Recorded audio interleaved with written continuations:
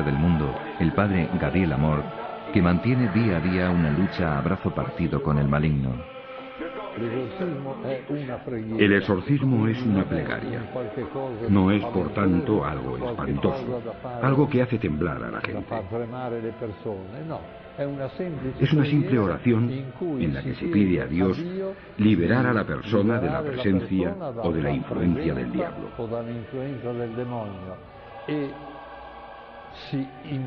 Y se manda al diablo, en nombre de Cristo, que se vaya. Yo, antes de empezar, me pongo la estola, que es el típico indumento sacerdotal, estola violeta. Me la pongo porque me es más cómodo para poder ponérsela sobre la espalda a la persona que debe ser exorcizada. Luego empiezo con el agua bendita. Esto es un frasco con agujeros y bendigo a la persona con el agua bendita. Luego le hago besar el crucifijo. Yo uso un crucifijo en el que está inserta la medalla de San Benito, que contiene varias frases contra el demonio. Hago besar el crucifijo y luego empiezo a decir unas oraciones con la mano sobre la cabeza.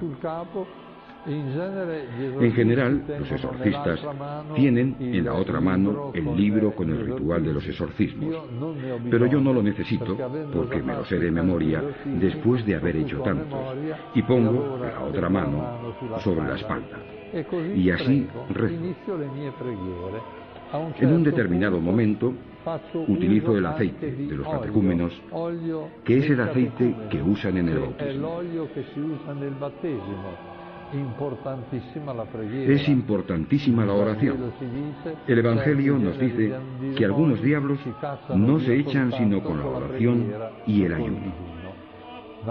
Naturalmente, es importante que rece la persona interesada, que recen sus familiares y que se haga rezar a casas religiosas o grupos de oración. De cada 100 personas que piden un exorcismo, 90 son mujeres y solo 10 son hombres.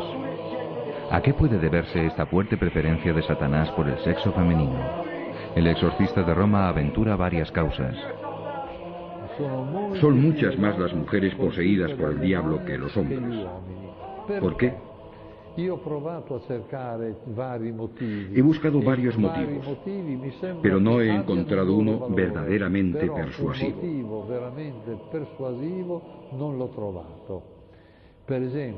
Por ejemplo, las mujeres son más curiosas y se atreven más.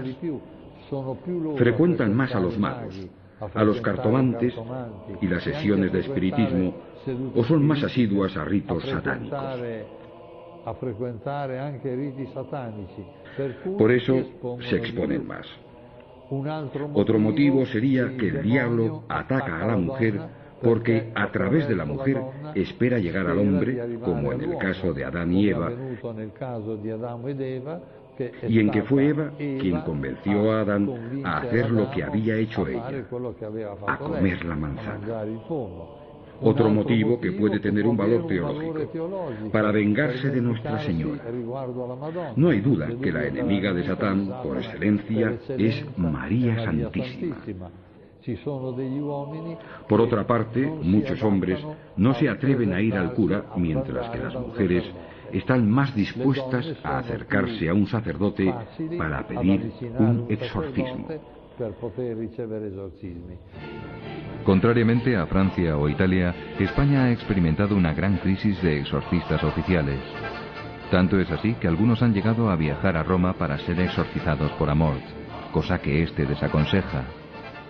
Apenas se contaban 2 exorcistas en España cuando en julio de 2002 la Conferencia Episcopal decidió publicar el ritual de los exorcismos, recomendando el nombramiento de un exorcista por diócesis.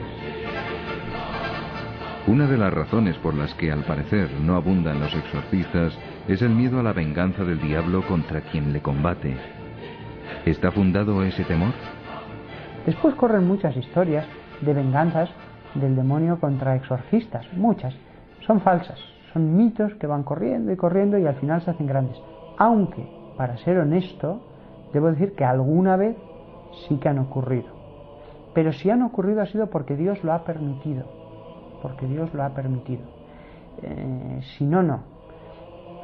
Yo, por ejemplo, debo decir que hasta que no publiqué mi tratado de demonología, pues nunca me había pasado nada. Y sin embargo, después de publicarlo, pues me empezaron a ocurrir cosas. Un buen día me acuesto después de dar una conferencia, estoy con las manos así, tumbado en la cama, y de pronto veo que se enciende la luz de la habitación, hasta oí el interruptor. Pues alguien pensará, uy, ¿se pondría usted lleno de miedo diciendo el demonio está aquí? No. Dije, vaya, qué poco puede hacer. O sea, realmente, qué poco puede hacer el demonio más que encenderte la luz y poca cosa más. Entonces ya en el mismo ritual se le dice al mal espíritu que de ninguna manera ataque físicamente a ninguna persona presente, y siempre lo ha hecho así. Ha tenido manifestaciones como conatos, pero nunca los ha llevado a obra, a realidad. Sí, en cambio, esto sí, insultos, esto sí. Insultos, agresiones verbales, esto sí. Pero no, en cambio, agresiones físicas. Yo nunca las he visto. Sí, alguna vez, conmociones, saltos, etcétera, de manera que han tenido que sujetar un poco a la persona para que no se hiciera daño él mismo. La obsesión diabólica y la vejación son otras de las formas en que el maligno puede atacar a algunas personas. La obsesión se produce cuando uno tiene pensamientos obsesivos invencibles que le martillean la cabeza y le incitan a la desesperación y al suicidio. También de esto he tenido varios casos. La segunda forma es la vejación, cuando el diablo no está en la persona, pero causa perturbaciones desde fuera. Por ejemplo, muchos santos han sido atacados por el diablo, como el cura de Ars, que era echado de la cama, o el padre Pío, que era apaleado continuamente. Creo que casi todos los santos han sufrido vejaciones fuertes por parte del diablo. Además, el diablo puede infestar, ocupar lugares e incluso animales. Las intenciones del diablo son variadas. A veces no son directamente sobre la persona, sino sobre cosas, objetos. Objetos que en una casa, por ejemplo, explotan, un vaso, un jarro, sin ninguna causa, sin ninguna causa aparente. Puertas que se cierran estrepitosamente sin que haya habido viento ni nada parecido. Cuadros que se caen y están perfectamente sujetos en la pared y se caen de repente. Uno al principio, cuando comienzan estos fenómenos, pues dice, habrá ratas o estará pasando algo, pero después, conforme va avanzando la manifestación de la posesión de un lugar, queda claro que es un demonio. Ha habido casos en que los golpes daban justamente al espejo que una persona tenía delante. Me acuerdo de un caso concreto. Pues todo ese tipo de cosas ya se ve que no se debe a causas naturales. Entonces, además estamos seguros de que no se tratan de poderes de la mente, porque si un sacerdote hace el rito que la Iglesia tiene determinado para eso, y que aparece en el ritual de exorcismos, incluso en el nuevo, pues desaparecen esos fenómenos. Estos casos en que no hay intervención directamente sobre la persona son más numerosos que los casos ya de posesión, que son más raros. De estos casos me he encontrado bastantes más. Y que no hay duda, aunque yo no los he presenciado directamente, pero no hay duda por el número, la cantidad de testigos, por a veces es toda una familia, en la cual pues, hay viejos, jóvenes, medianos, y todos han visto el mismo fenómeno. Una intervención diabólica muy grave y que parece en aumento en nuestra época es el maleficio. El maleficio es hacer el mal a una persona a través del demonio. Maleficio es una palabra genérica.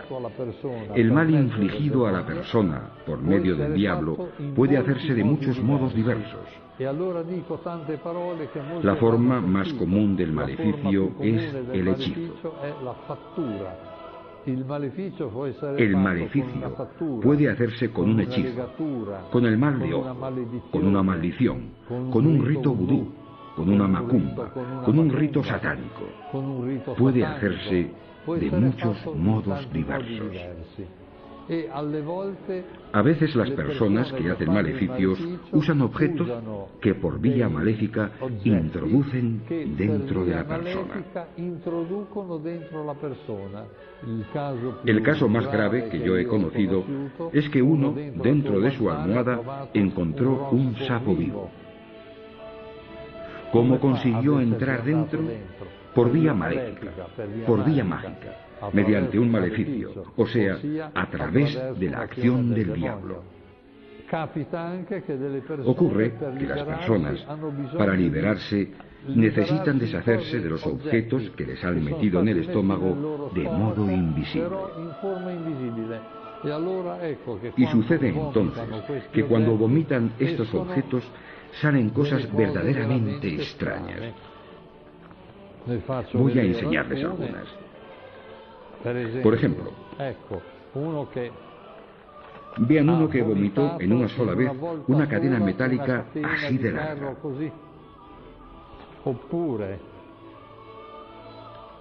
Esto es una relata. Muchas pilas, clavos, pilas, llaves. O sea, objetos varios que son vomitados. Y yo me he dado cuenta que estos objetos se materializan en el instante en que salen de la boca. Si uno hubiese hecho una radiografía del estómago de aquella persona antes del exorcismo, no habría visto nada. Me he dado cuenta viendo varias veces escupir a personas poseídas. Un exorcista debe habituarse a recibir muchos salivazos. Pero, ¿no estaremos demonizando al demonio?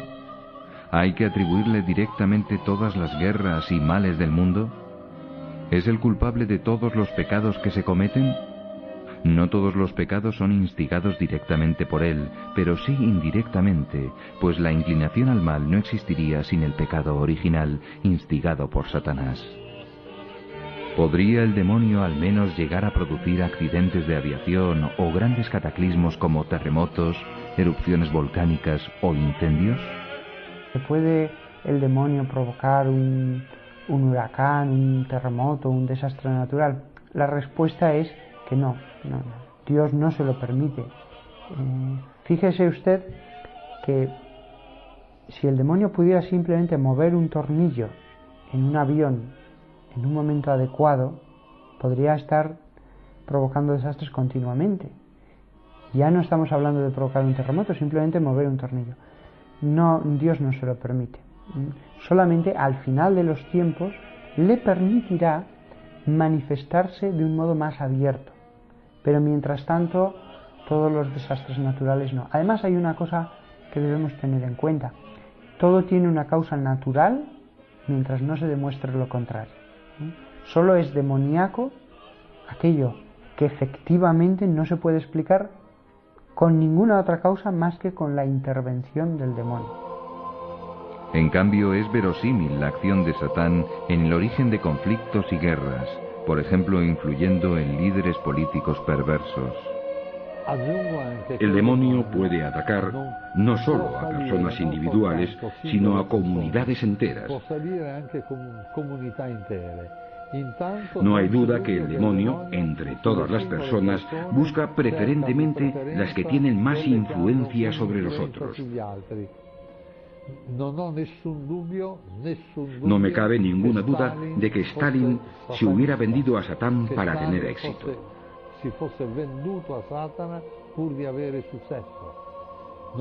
No tengo ninguna duda de que un personaje como Hitler estuviese completamente invadido por Satanás. Hay que notar que Satán puede influir en grupos enteros. Y yo creo que todo cuanto el nazismo ha hecho ha estado enteramente inspirado por Satán, porque los nazis cometieron atrocidades que racionalmente no se pueden explicar. En algunos casos, muy raros, el diablo puede provocar enfermedades. El mismo Evangelio lo dice varios casos. Tiene un espíritu mudo, o el caso de la mujer encorvada, que expresamente dice Jesús que era por un demonio. Y he conocido algún caso que no hay duda alguna, que fue hacer espiritismo y producirse una enfermedad que los médicos no se explican y que efectivamente orando la persona entra en trance. Pero no es posesión, simplemente es ese espíritu que le produce esa enfermedad. ¿Quiénes corren más riesgo de ser poseídos o asaltados por el diablo? Según los especialistas, las probabilidades de convertirse en víctima del maligno aumentan con la práctica del espiritismo y los diversos modos de ocultismo, magia y superstición, incluyendo la cartomancia, el tarot y los ritos orientales. Hay una flojera o un debilitamiento en las convicciones y en las creencias, y curiosamente, cada vez que las personas tienen menos fe religiosa, generalmente pues tienen más prejuicios, más conductas estereotipadas, acuden más a sortilegios, horóscopos. Es decir, que parece como si la fe se echara por una puerta y entrara por la puerta de atrás. Cuando decae la fe, aumenta la superstición. Nosotros vivimos en un periodo en el que de fe hay poquísima, y entonces he aquí que adquiere un gran espacio la superstición. A mí me preocupa más el ocultismo, esto de videntes, astrólogos, la Ouija o Ouija que dice la gente, el tarot, que es una forma mentis especial, ya que esas personas, una persona que habitualmente va al vidente o al tarot para ver su porvenir, irá a misa, pero su forma mentis no es cristiana, ya que no cree que Dios sea Padre y no cree en la providencia divina. Cree que su vida está marcada por los astros. Otra forma, hoy desgraciadamente muy difundida, es el recurso a magos y echadores de cartas, hoy muy activos en la televisión. También esta es una forma tremenda, porque pone directamente en contacto con personas maléficas. Digamos enseguida que el 99% de los magos y cartomantes son solo charlatanes, pero el 1% de los magos y cartomantes están ligados con Satán y se dan verdaderamente al satanismo. La famosa Ouija, adivinanzas, ir a curanderos extraños, todo esto es una puerta, no siempre se cruza, pero una puerta abierta a la intervención diabólica. Independientemente de sus consecuencias religiosas, para la psiquiatría todas estas creencias y actitudes pueden suponer una patología. Y que es una patología que está condicionada por el mal uso de la libertad personal. Es una patología que está condicionada por la confusión axiológica y de valores que hay en nuestra sociedad. Es una especie de ignorancia con atisbos de inteligencia, pero claro, eso es una amalgama de cosas que nuestra inteligencia no cabe que opere bien con ella. Me refiero, por ejemplo, pues a la quiromancia, a la consulta al tarot, que pagan por ello, a echar las cartas, a juegos de magia negra. La consulta, por ejemplo, continua al horóscopo, ¿no? Antes de hacer un negocio, antes de casarse, antes de hacer un viaje. Es decir, yo creo que depende de un sistema cognitivo que no tiene la certeza, ni la fortaleza, ni la capacidad de hundir sus raíces en la verdad. Por eso a muchas personas le cabe muy poca realidad en la cabeza hoy.